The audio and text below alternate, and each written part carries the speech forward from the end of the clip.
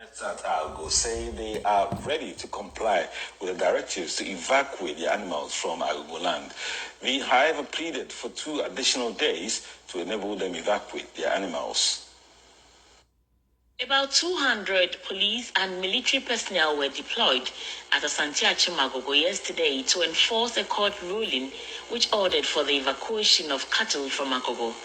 And the Agogo Divisional Police Commander who led the charge did not mince words, urging his men to be ruthless. Are the Fulanis better than us? Can they shoot better than us? Can they do the military and police job more than us? They say they are guerrilla tactics, they are guerrilla fighters, and they are going to ambush you and shoot you.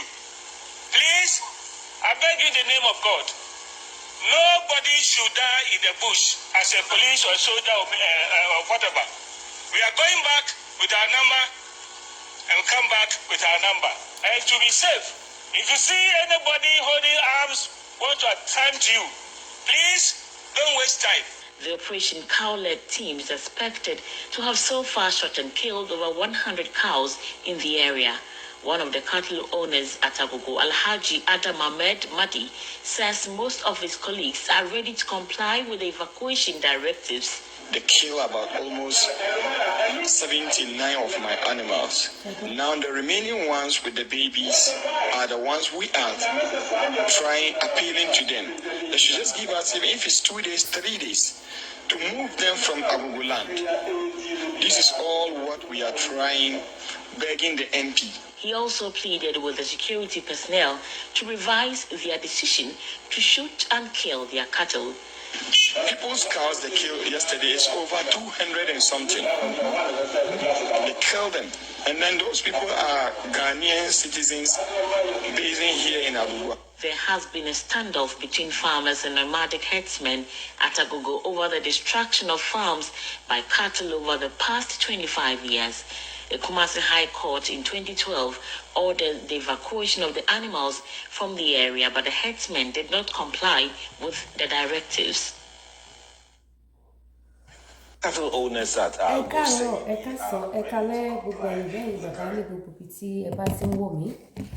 Èmi ọmọ yín náà tún ni mo tún mú ròyìn èdè Lady K Ìfẹ́ Olúwaṣọ. Mo mọ̀ pé ìyẹ́ ìbàbá ẹ bá wo pé fídíò wo lélẹ̀ tí mo gbé wá. Ẹ bá mi wá nǹkan fìdílé. Ẹ fìdílé nǹkan. Ẹ jẹ́ kí wá ṣàlàyé ohun tó ṣẹlẹ̀ fún yín. Ìlú Ghana ni o. Ìlú Ghana. Wọ́n ní kò síbi tí wọn ò ti kíkẹ́ dìyálẹ̀. Kò síbi tí ìṣe ò sí. Bí Fúlàní ṣe ń yọ wá lẹ́nu ní ìlú Nàìjíríà. Bí àwọn dẹran àwọn dáràn bí wọ́n ṣe ń yọ wá lẹ́nu tí wọn ò fẹ́ ká gbádùn, tí wọn ò fẹ́ ká rí jẹ, tí wọn ò fẹ́ kọ́kàn wá kó balẹ̀, pàápàá jùlọ ní ilẹ̀ káàárọ̀ oòjíire. Bẹ́ẹ̀ náà ni wọ́n ṣe ń ṣe fún wọn ní ìlú Ghana. Bẹ́ẹ̀ ni wọ́n ṣe ń ṣe fún wọn ní ìlú Ghana. Ìyàtọ̀ tó wá wà ń bẹ̀, ohun tó wá ṣẹlẹ̀, màá láyé yín lẹ́kùnrẹ́rẹ́. Ẹ bá mi share ètò yìí. Ẹ̀yin tẹ́ bá wò mí for the first time. Lady K Ìfẹ́ Olúwaṣọ, Baby of Yoruba Nation, òun lórúkọ ti tèmi. Ẹ subscribe sí YouTube channel mi, Lady K News Carrier.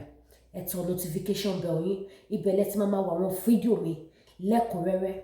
Ẹ follow page mi, ẹ follow mi ní TikTok, Lady K International. Ẹ follow mi lórí YouTube, Lady K News Carrier.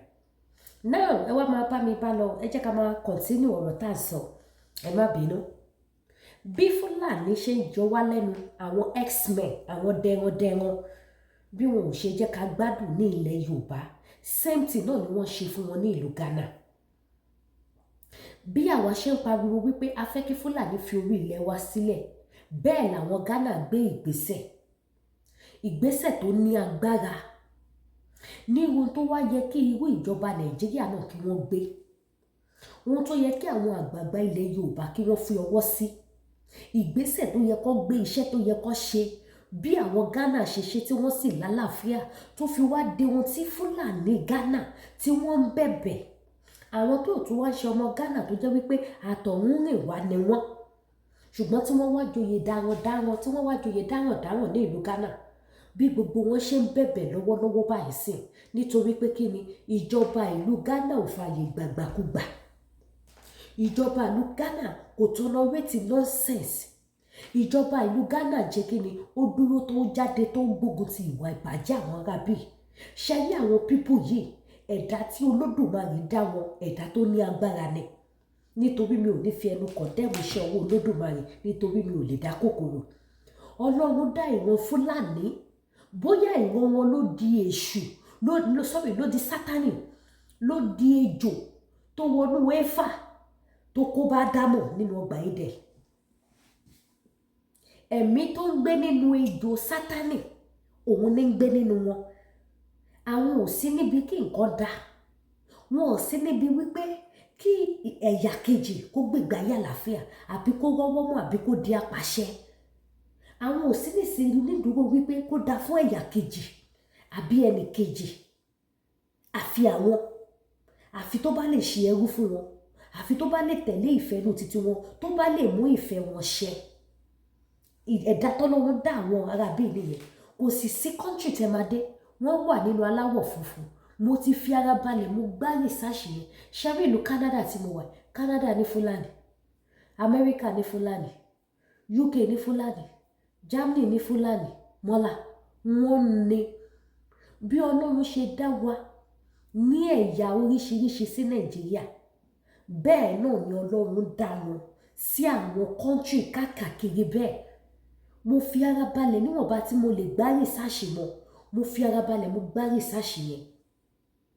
Even ìgbà tí mo wà ní Kútọ́nù mo gbá rìsáàṣì yẹn náà wọ́n ní ẹ̀yà Fúlàní nínú wọn tó jẹ́ pé bí Kútọ́nù ṣe wà yẹn language títí wọn náà ó yàtọ̀ díẹ̀díẹ̀, ìṣesí wọn, ìmúra wọn, lókù wọn ẹ ti mọ̀ pé Fúlàní lélẹ̀. Bẹ́ẹ̀ náà ló ṣe wà nínú aláwọ̀ funfun. Kò sí aláwọ̀ funfun tí ò sí ìran Fúlàní nínú wọn. Kò sí. Mo lè bá yàn ta with my own experience tí mo ti rí pẹ̀lú research tí mo gbá. Mi ò kàwé o ṣùgbọ́n mo gbá research níbi tìyẹn. Mo rí wípé kò sí ìlú náà tí Ọlọ́run ò dá ìran mọ́ láṣẹ. Àwọ̀ ni ò jẹ́ ká ṣe kí ni ká mọ̀ wọ́n láàrin aláwọ̀ funfun. Ṣùgbọ́n tẹ bá fi ara balẹ̀, tẹ bá wọ́ọ̀ṣì wọn dáadáa, tẹ bá tọpinpin dáadáa, ẹ mọ̀ wípé Fúlàní làwọn eléyìí. Fúlàní òyìnbó lélẹ̀, Fúlàní UK lélẹ̀, Fúlàní Amẹ́ríkà lélẹ̀, Fúlàní Canada lélẹ̀, Fúlàní Germany lélẹ̀, Fúlàní Italy lélẹ̀, Fúlàní Singapore lélẹ̀, Fúlàní Mexico lélẹ̀, Fúlàní Czech Republic lélẹ̀ bí Czech Republic wọn làwọn jẹ́. Ẹ mọ̀ ṣáá ni pé Fúlàní orílẹ̀-èdè ibi tó bá jẹ́ làwọn ìyá yìí. Ìwà yẹn dẹ̀ máa ń wà lára wọn, ó máa yàtọ̀ ṣá lára wọn nẹ̀. Ṣùgbọ́n àwọn olórí títí wọn ò fi ààyè gbàgbàkúgbà. Òun ló wá dífá fún tó ń ṣẹlẹ̀ ní Ghana lọ́wọ́lọ́wọ́ báyìí sí tó wá dé tí àwọn ẹ̀yà darandaran tí wọ́n wá bẹ̀rẹ̀ sí ní bẹ̀bẹ̀. Ẹ wo bí wọ́n ṣe pa wọ́n ní màálù lọ. Ẹ ṣàgbọ́yé màálù tí wọ́n kalẹ̀. Ẹni tí wọ́n pa màálù ẹ̀ 90 something, ẹni tí wọ́n pa màálù ẹ̀ 200 plus nítorí pé wọ́n fi ń jẹ oko, wọ́n fi ń disturb àlàáfíà ìlú Ghana. Bá ṣe máa ń rí àwọn Ghana yẹn wọ́n neat. Ghana people they were very neat. Gbogbo etí Fúlàní máa da oko ẹ̀dá Fúlàní da màálù kiri wájú léyìn ní Nàìjíríà tí màálù a máa bògbẹ́ sí títì a máa lọ báyìí a máa jùgbẹ́lẹ̀ ní bó bá ṣe lọ. Wọn ò tọ́nọ́rẹ́tì gbogbo nọ́sẹ̀sì yẹn níbẹ̀. Ilẹ̀ wọn neat, ìlú wọn neat. Àwọn lè rí kọ́ humble kọ́ dọ̀tí o kọ́ dúdú kọ́kọ́, but when it comes to neatness ní ilé ní environment wọn on neat. Wọn ò fààyè gbàgbàkúgbà. Ìjọba ló wọ́n dẹ̀ fún wọn ní back support. Ìjọba ló wọ́n ṣe kí ni ó fún wọn ní full support. Irú ìtàwà ń pè fún ní ilẹ̀ Yorùbá sì wípé àwa náà ò fẹ́ rádaràda lórí ilẹ̀ títí wa ṣùgbọ́n táwa ò ní ìjọba gidi tó fẹ́ fún wa ní full support nítorí àwọn ìjọba wa ti ṣe kí ni wọ́n ti gbé ògo ayé wọn wọ́n ti gbé fáwọn ará bíbá wọ́n ti gbé fún mọ́là. Wọ́n ti gbé ògo ayé wọn wọ́n ti gbé fún mọ́là wọ́n ti gbé fún gbogbo. Náà ẹ wo nǹkan tó wá ṣẹlẹ̀ ní Ghana. Ẹ wo bí àwọn ọlọ́pàá ṣe tú yáyá tí wọ́n tú yẹ̀yẹ̀ tí wọ́n ní anything X-Men àwọn ò fẹ́ ní ìlú àwọn tí wọ́n ní àwọn lọ sínú gbó àwọn máa pé lọ àwọn máa pé bọ̀. Ẹ gbọ́ bẹ́ẹ̀ yẹn ṣá wọ́n ní àwọn máa pé lọ àwọn máa pé bọ̀ àwọn máa flush gbogbo wọn jáde gbogbo àwọn Fúlàní tó ń da ìlú Ghana láàmú, gbogbo àwọn Fúlàní tó ń da àgbègbè yẹn láàmú, gbogbo àwọn Fúlàní tí wọn ò fẹ́ káwọn gbádùn, àtàwọn tó wà from nowhere. Ẹ má gbàgbé wípé ní ìlú Nàìjíríà náà, Níjẹ̀ wà bẹ́ẹ̀. Àìmọye àwọn Fúlàní tí wọ́n wá from another country tó dẹ̀ wá ń da omi àláfíà Nàìjíríà rú, tí wọn ò dẹ̀ bá wa rí nǹkan kan ṣe sí. Ẹ lè ka iye country tí àwọn kinní burúkú yìí tí wọ́n ti wá sí ìlú Nàìjíríà. Tẹ́bá mẹ́lẹ̀ ọ̀tọ̀ ní country tó máa dákọ̀, tẹ́bá mẹ́lẹ̀ ọ̀tọ̀ ní country tó máa dákọ̀, tẹ́bá mẹ́lẹ̀ ọ̀tọ̀ ní country tó máa dákọ̀. Ibo lẹ gbà wọlé, ta ló fún yín láṣẹ, báwo lẹ ṣe ṣe tẹ́ fi fẹsẹ̀ múlẹ̀? Wọ́n dẹ̀ ń gbé ní inú igbó, wọ́n dẹ̀ ń ṣe iṣẹ́ bí àwọn náà kidnap. Most of àwọn kidnapper wọn ò kí ń ṣe ọmọ Nàìjíríà, they are from another country. Wọ́n dẹ̀ wá ń da àlàáfíà ìlú yẹn rú, wọ́n wá ń da omi àlàáfíà ìlú Nàìjíríà yẹn rú. Gbogbo ohun táwọn Ghana tí wọ́n yarí tí wọ́n fárígá sí nìyẹn tí wọ́n làwọn ò ní gbà. Gbogbo àwọn ọlọ́pàá àti sójà ìlú Ghana, gbogbo wọn dìde wọn fọ́n wọnú igbó lọ, wọ́n làwọn máa flush gbogbo wọn síta. Wọ́n ní ẹnikẹ́ni nínú àwọn òdẹ níkú because wọ́n mọ̀ wípé gbogbo àwọn pípù yẹn ọ̀daràn ni wọ́n ní irinṣẹ́ burúkú lọ́wọ́. Tẹ́lẹ̀ mọ̀ pé kò síbi tí ìṣe ò sí.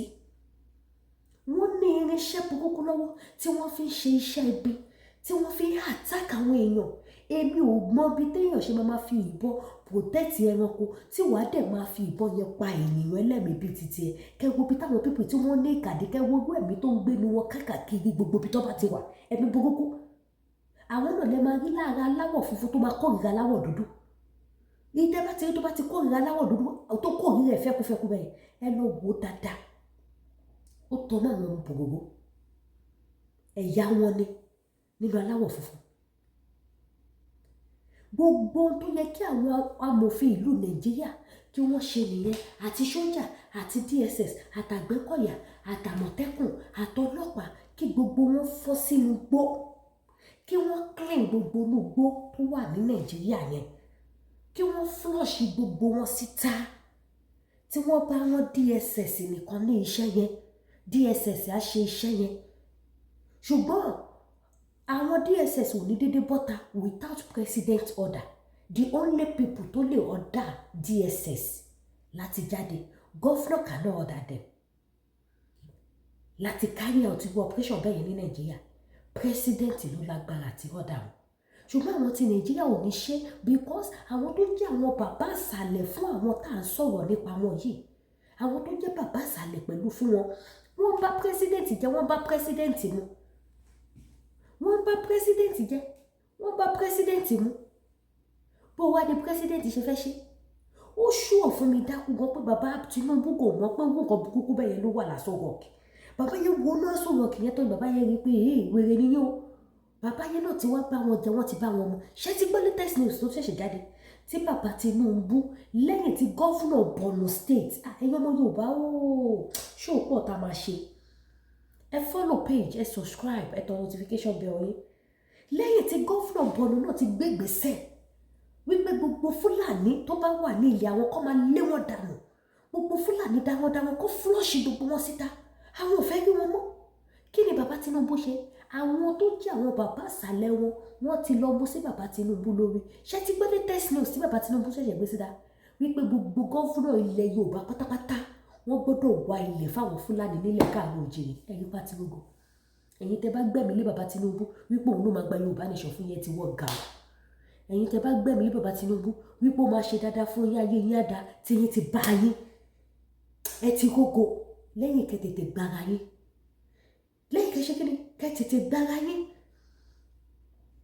Bàbá Tinubu ní láti jáde wá sọ nísìn wípé kí gbogbo gọ́fúnà ilẹ̀ Yorùbá kí wọ́n wá ilẹ̀ fún gbogbo àwọn Fúlàní láti stéèsì, kó wá ilẹ̀ fún àwọn mọ́là láti stéèsì.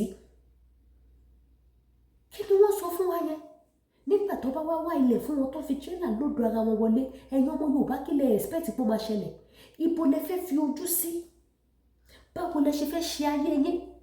Now new law, kò yẹ kí n gbé ṣò ìwọ náà ara wọn, bọ̀sì máa kọ̀ jáyé sí díẹ̀díẹ̀, a máa wá ṣe fún wọn lórí ẹ̀. Another new law tó tún jáde kí tún sáré ìntì yín nìyẹn náà díẹ̀. Wọ́n ní kò sáǹfààní àti ṣe ọdún 8 mọ́ fún president, 4 years ni. Ó túmọ̀ sí wípé bàbá Tinubu tó wà bẹ́ẹ̀ yẹn ti ń bí wọn nínú because wọ́n fẹ́ jẹ ìran Yorùbá wọn. Wọ́n ti fi bàbá Tinubu wọ́n ti fi ṣe kíni wọ́n ti fi ṣe dígẹrẹ wọ́n ti fi ṣe camouflage fún yín. Wọ́n ní kò sí àǹfààní àti lo 8 years mọ́ 4 years lọ́ máa lò. Ọwọ́ ní now tí Yorùbá tó wà níbẹ̀ bá ti bọ́lẹ̀ ó di after 40 years. Yorùbá yé ẹlẹ́dàá mi o. Ó di after 40 years kí Yorùbá mi tó jẹ president. Ẹ jọ̀ọ́ ta ló máa jẹ president for that good 40 years Fulani? Ó ṣùọ̀ fún mi pé out of that 40 years wọn lè jẹ́ kí Yíbò kó ṣe ọdún 8 níbẹ̀. Yíbò ò lè ṣe ọdún 8 nínú 40 years yẹn. Wọn ò ní ever allow Yíbò láti ṣe 8 years kó lọ lẹ́ẹ̀mejì. Wọn ò ní ever gbà. Ẹ wo bí wọ́n ṣe change table, ẹ wo bí wọ́n ṣe ń tọ́nu table. Òun la ṣe sọ fún yín pé Yorùbá jí ẹ má sùn. Don't rely on anybody, rely on yourself, have faith in yourself. Wípé wọ́n fúnra rẹ ni wàá gba ara ẹ̀, wàá gba ìran ẹ̀, wàá gba àwọn ará ilé ẹ̀, wàá gba àwọn tó súnmọ́ ẹ nínú ìyà. Má gbójúlé bàbá Tinubu, má gbójúlé ẹnikẹ́ni. Bí mo ṣe wà yìí mi ò gbójúlé anybody. I keep on saying it pé bí ọkọ̀ bá lòun ò ṣe Yorùbá nation mọ́. Hi Lady K Ifeoluwaso, I stand for Yorùbá nation. Yorùbá nation ni màá ṣe. Ẹ wo bí gbogbo géèmù yẹn ṣe ń lọ. Wọ́n ló di after 40 years kí Yorùbá tó débẹ̀. Wọ́n ti ń ṣe mítìnì yẹn gidi sí. Mítìnì yẹn ti ń lọ báyìí sí. Rumors yẹn ti ń jáde báyìí sí kó di after 40 years. Nígbà tá à ń sọ fún yín pé tí a bá tètè lo opportunity bàbá Tinubu ṣe wà bẹ́ẹ̀ ká lọ. Another ìyá 100 years lẹ fẹ́ jẹ yẹn. Within that 40 years kí lẹ mọ̀ tó máa ṣẹlẹ̀. Wọ́n sign ìgbésí ayé yín tó finally Yorùbá wà ní débẹ̀ mọ́. Ìjẹ́ ẹ̀yin expect wípé wọ́n máa gbérú lọ́ọ̀ yẹn jáde. Ìjẹ́ ẹ̀yin expect wípé wọ́n máa ṣe irú òfin burúkú yẹn. Wípé 4 years ló dẹ̀kù tó máa lò ó sí. Wípé 4 years ló kù tó máa lò. Then after 4 years Yorùbá tún máa débẹ̀ ní after 40 years. À ń sọ fún yín wípé wọ́n ti kó ṣẹ̀kẹ̀ṣẹ̀kẹ̀ sí bàbá Tinubu lọ́wọ́. That is why tí bàbá Tinubu ò lè pàṣẹ tí wọn ò lè follow nǹkan táwa Yorùbá fẹ́. Ìjọba Nàìjíríà ò ṣe ìjọba tí èmi àti yín máa gbẹ̀mí lé. Ẹ wo ìjọba Ghana, ẹ wo tún tó pa, ó kó àwọn ẹ̀ṣọ́ ogun síta.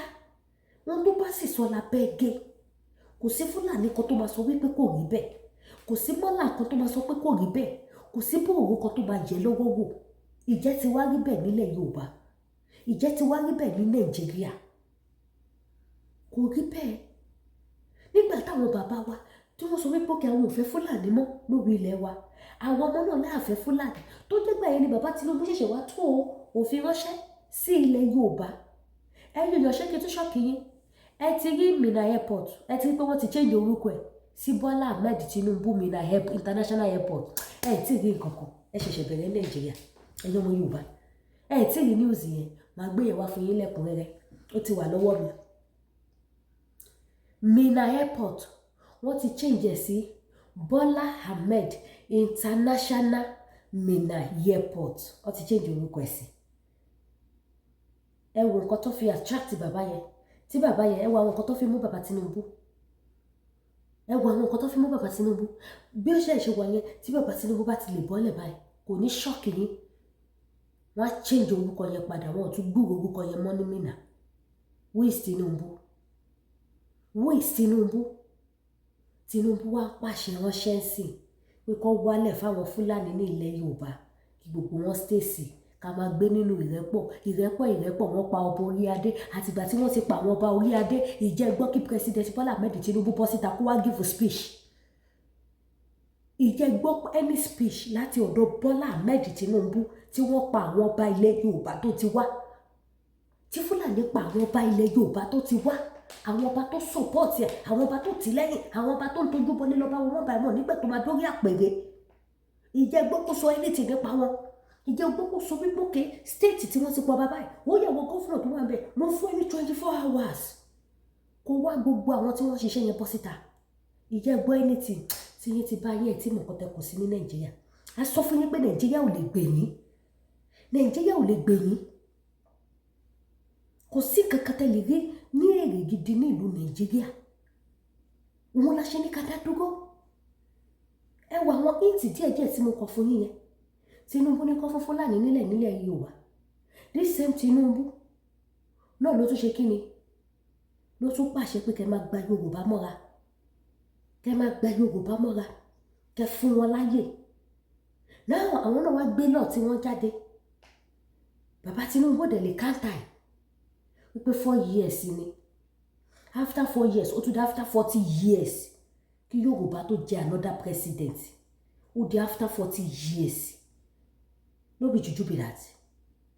Àwa wí tán International Mohammed Airport, wọn ò gbé Mohammed kúrò bẹ́ẹ̀ kọ́ lọ jù sí Minna, kọ́ wá ju Tinubu sí International Airport wà lẹ́kọ̀ọ́ bí wọ́n wá fi orúkọ Tinubu wọ́n fi ṣe camouflage 4 years sí Minna Airport, Minna International Airport. Ẹ ti rógo tí ní ti bá yín, no be juju o, no be juju o, mi ò ní sọ jù báyìí lọ. Tó bá wọ̀nyí kẹ́ gbọ́, tó bá wọ̀nyí kẹ́ gbà. Ẹ̀yin tẹ́ bá wò mí for the first time, Lady K lórúkọ ti tèmi. Ẹ subscribe sí YouTube channel mi, turn notification bell mi. Ṣé gbogbo àwọn hint tí mo fún yín díẹ̀ máa sì gbé full program ẹ̀ wá. Mo wọnú ọ̀rọ̀ ni, mo fi ṣe example fún yín, a sì máa gbé wá. Mo ti ní video evidence International Airport àtàwọn kọ̀ọ̀kan bẹ́ẹ̀ àti ti àwọn tó ní kọ́ máa fún nílẹ̀. Àwọn yẹn wà lẹ̀, a máa gbé wá fún yín, àwa fi hàn yín. Ẹ lè mọ̀ wípé àwọn ìgbéròyìn ẹlẹ́jẹ̀ confirm là mú wá. Níwé jù bẹ́ẹ̀ lọ lórí ètò yìí, Lady K Ìfẹ́ Olúwa Show. Ẹ ṣé gan, mo dúpẹ́ lọ́wọ́ gbogbo ẹ̀yin tẹ́ bá mi wo ètò mi, mo dúpẹ́ lọ́wọ́ gbogbo ẹ̀yin tẹ́ bá mi share ní agbára Ọlọ́run. Ẹ̀ ní ṣìṣe, ẹ̀ ní ṣe lẹ́tẹ̀, ẹ̀ ní ṣubú fọ́tayọ̀ aburú kéré ó tóbi, kò ní ṣẹlẹ̀ sẹ́nikẹ́ni nínú wa.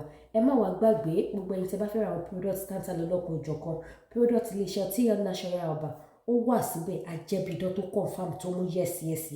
Òun ni diabetes, high blood pressure, manpower, jẹ̀díjẹ̀dí, flat stomach, body pain, back pain, àwọn àgbo àti àgúnmu tó wà pàgìdì.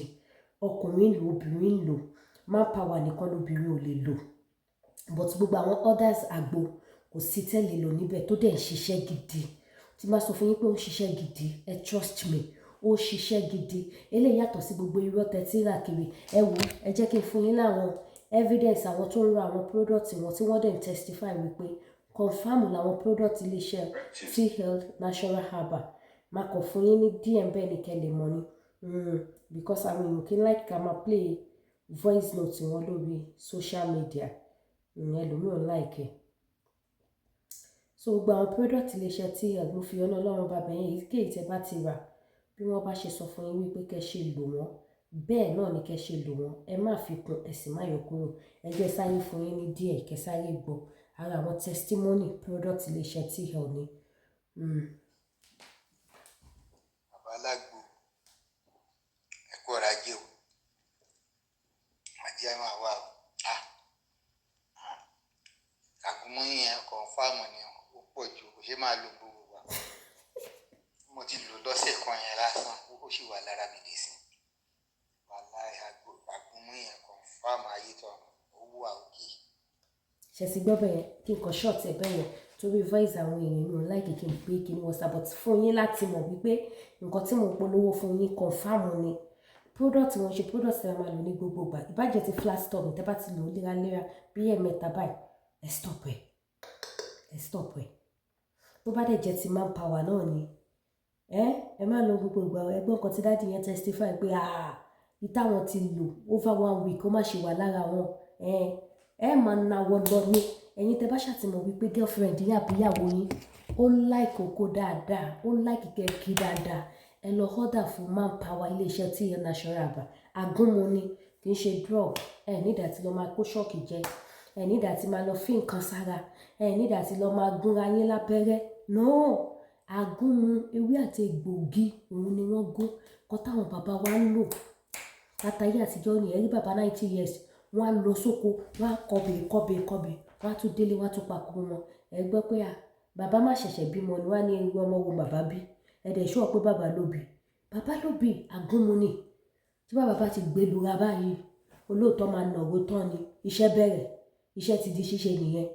Ẹ ṣiṣẹ́ dáadáa, kò kò sí bóbìnrin yẹn ṣe lè sọ pé òun láì kókó tó òun ló máa rẹ̀ òun ló máa sá òun ló máa sọ pé jọ̀tọ̀ yọ lọ abẹ́ ń ta mí jẹ́ ìsinmi ó confam. Ẹ̀yin tó bá dẹ̀ jẹ́ pé nǹkan ọmọkùnrin yín kéré ni ẹ pè mí kí fún yín fóònù nọ́mbà iléeṣẹ́ T-Health wọ́n á bá yín wá solution sí nǹkan ọmọkùnrin yín tó kéré ewé àtegbògi náà ni àjẹbí idán ó ń tà wàràwàrà síbẹ̀ so àti bẹ́ẹ̀ bẹ́ẹ̀ lọ gbogbo àwọn product wọn ló confam so yẹn lẹ́gbẹ̀ẹ́ kan ẹ̀kejì ẹ̀yin tẹ́ bá fẹ́ lo body cream àbí ọṣẹ ìwẹ̀ tó ń da organic tó wà pàtí kìí ṣe tó máa ba skin yín jẹ́ tó máa ba face yín jẹ́ ẹjọ́ torí tọ́ lọ́rùn ẹṣọ́ cream lò ẹṣẹ́ ọṣẹ lò kẹ́míkà tẹ́lómi máa ń gbọ́n sí ti máa ń pọ̀ jù iléeṣẹ́ Danari skin care tẹ́ bá ra àwọn ọṣẹ ìwẹ̀ wọn understand nǹkan tí mò ń sọ àwọn egbòogi táwọn màmá wa ń lò láyé àtijọ́ àwọn èmi lóyin ẹ̀rù àti bẹ́ẹ̀ bẹ́ẹ̀ lọ tẹ́ bá tẹ̀ ti bọ́ ṣe nǹkan ẹ ti máa rí àwọn egbòogi yẹn níbẹ̀ ẹ rí àwọn ìyá yẹn láyé àtijọ́ ẹ wo bí pupa wọn ṣe máa jáde ẹ wo bọ́ ṣe máa ń dòyìnbó ṣùgbọ́n àmọ́ wúlò nǹkan ta nílẹ̀ Yorùbá òun náà làwọn Fúlàní ṣe ń fìyà jẹ wá iléeṣẹ́ Danari skin care ewé àtegbògi ó wà náà nǹkan tó fi ń produce àwọn ọṣẹ ìwẹ̀ wọn tó máa jẹ́ kára yín kó dá ṣákáṣáká kò ní sí wípé ẹ máa sweat ẹ máa rùn kò ní sí wípé pupa yín ò jáde síta kò ní sí pé normal color yín kò dáa àwọ̀ yín ò ní rí bálabàla ara yín máa ṣe rí láwùjọ iléeṣẹ́ Danari skin care ni ẹ pè mí kí n fún yín fóònù nọ́mbà wọn tẹ bá ní pimples yín máa disappear tẹ bá ní dark knuckle gbogbo ẹ máa lọ tẹ bá ní face burn gbogbo ẹ máa di bye bye ẹ tún gbúrú ẹ mọ́ ẹ pè mí kí n fún yín fóònù nọ́mbà bákan náà tún wà lẹ́yìn tẹ bá fẹ́ lọ sí hòtẹ́ẹ̀lì gbàlódé ní ìlú Nàìjíríà ẹ máa lọ sí TM Royal Hotel hòtẹ́ẹ̀lì tó gbásìkì hòtẹ́ẹ̀lì tó mú yes ní ìlú Nàìjíríà TM Royal Hotel bákan náà dẹ̀dẹ̀ tẹ wà lamẹ́ríkà Canada UK tẹ bá fẹ́ ṣe owó sí ìlú Nàìjíríà àbí any African country ẹ lọ download Lemfi app ẹ jọ ẹ ṣàánú mi aṣẹ́wó ni mí ẹ lo referral code mi tẹ fi ṣe owó ṣé tẹ bá ti download app yẹn ẹ máa rí exchange rate yẹn bó ṣe rí exchange rate wọn wà pa gan ó dẹ̀ high ó wà òkè dáadáa exchange rate tó yẹ pé tẹ bá rí inú yín á dùn ọkàn yín á balẹ̀ kò ní sí wípé ẹ ṣiṣẹ́ nínú òtútù ẹ tó wá lọ máa kó fáwọn tó máa bá yín ṣe táwọn máa tó wá máa yọ percentage tó máa pọ̀ jù kò ní sí yẹn níbẹ̀ that is why tí mo ṣe ní kí lọ download Lemfi app ẹ lo referral code mi tẹ́ ẹ wò lókè programu yìí kẹ́ fi ṣe owó sí any African country tẹ́ bá fẹ́ ṣe sí wọ́n máa fún yín bonus tẹ́ bá ti lo referral code yìí ẹ̀yin tẹ́ wà lamẹ́ríkà ẹ máa gba $20 ẹ̀yin tẹ́ wà Canada ẹ máa gba $30 ẹ̀yin tẹ́ wà ní UK ẹ máa gba £10 so ẹ lo referral code lójú òní tí o ẹ bá mi dòwò pọ̀ ẹ ṣàánú mi o mo fi ẹnu Olódùmarè bẹ̀ ẹ ní tọrọ jẹ o ẹ ṣàánú aṣẹ́wó ẹ má gbàgbé o ọmọ dọ́sìnì ni mo ní o kò sì sọ́kọ mi ì dẹ̀ lè ṣiṣẹ́ mi kọjá iṣẹ́ ṣẹ́wóṣẹ́wó yìí owó ni mò ń ṣẹ́ mi ò ṣẹ́dé ẹ lo referral code mi bí ò ní pa àwọn ọmọ yín o ẹ ṣé gan mo dúpẹ́ o mo dẹ̀ fàsìkò dúpẹ́ lọ gbogbo ẹ̀yin alátìlẹyìn mi gbogbo ẹ̀yin fans mi all over the world gbogbo ẹ̀yin màmá bàbá ẹ ṣé wọn ẹ kú àtìlẹyìn ẹ kú àdúró tì ojú òní tì yín o lágbára Ọlọ́run àṣeyẹlẹ máa ṣe ẹ ṣé gan o ó dàbọ̀.